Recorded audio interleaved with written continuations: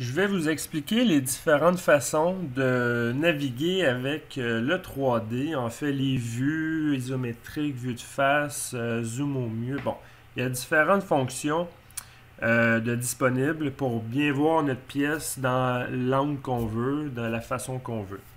Alors, première des choses, avec la souris, vous avez la roulette de la souris. La roulette, si je la roule vers l'avant, je vais dézoomer ma pièce. Et si je roule la roulette vers moi, je zoome la pièce. Alors, un truc pour le zoom avec la roulette, c'est qu'avec le curseur, je vais pointer constamment l'endroit où est-ce que je veux zoomer ou dézoomer, par exemple. Mais dans notre cas, j'aimerais zoomer le coin en avant, ici, vers moi. Alors, avec le curseur, je vais pointer environ, ok, pas précis, mais environ le coin, en roulant la roulette vers moi, et j'essaie de toujours mettre mon curseur sur le coin au fur et à mesure que je zoome avec la roulette. La même chose quand je dézoome, je place le curseur.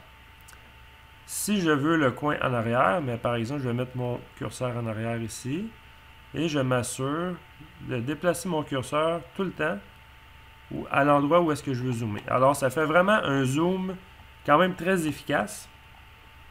Parce que si je mets mon curseur à côté comme ça, ben là, je perds ma pièce. Fait qu'on peut viser avec le curseur. Alors, la roulette en avant, en arrière pour zoomer, dézoomer. Et avec le curseur pour viser le zoom qu'on veut faire. Ensuite, je peux cliquer sur la roulette et je maintiens le clic. Je clique et je maintiens. Et je bouge ma souris. Je fais une rotation libre. OK? Fait que là, je peux vraiment orienter la pièce de la façon que je veux pour bien voir. Ensuite, nous avons le bouton contrôle sur le clavier. Alors, je vais cliquer et maintenir le bouton contrôle. Je vais cliquer sur la roulette de la souris que je maintiens également. Et je peux faire une translation. Okay? Fait que si je veux voir un élément qui est un petit peu hors de ma vue, par exemple, mon élément est caché en bas ici, je veux seulement faire une translation, je fais CTRL, j'appuie sur la roulette, que je maintiens les deux, le bouton et la roulette, et je peux faire une translation. Alors, il y a ce mouvement-là de disponible. Ensuite, je vous explique les boutons ici. C'est quand même des boutons quand même très populaires, là. Je vais commencer par l'orientation de la vue. En fait, c'est cette icône-là ici.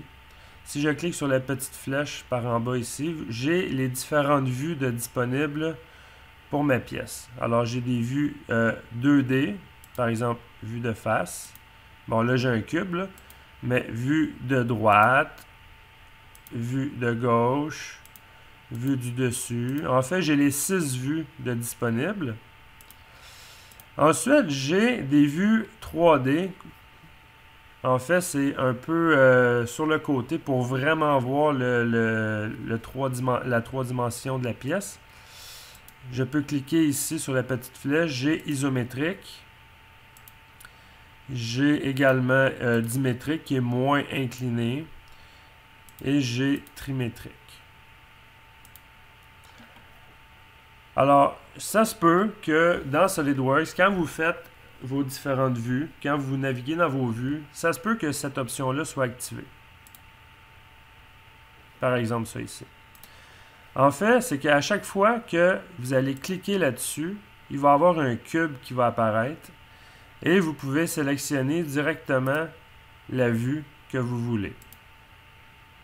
Okay, si je suis en 3D comme ça, que je veux la vue d'en bas, ben je clique la vue d'en bas et j'arrive sur la vue d'en bas. En fait, personnellement, j'utilise pas beaucoup cette option-là. Alors, si vous voulez désactiver, parce qu'à chaque fois que vous cliquez là-dessus, le cube, il se ramène. Des fois, c'est un petit peu tannant. Alors, vous allez dans l'option, dans cet onglet-là, et vous recliquez ici. En fait, vous voyez, là, il est activé, il est enfoncé. Vous recliquez dessus pour désactiver cette fonction-là. Et là, vous pouvez sélectionner vos faces sans qu'il y ait de cubes qui apparaissent. Alors, il y a ça. Ensuite, vous avez le zoom au mieux. Alors, le zoom au mieux, en fait, c'est selon comment votre pièce est placée. Si, par exemple, je suis... j'ai zoomé comme ça ici. Je clique sur zoom au mieux.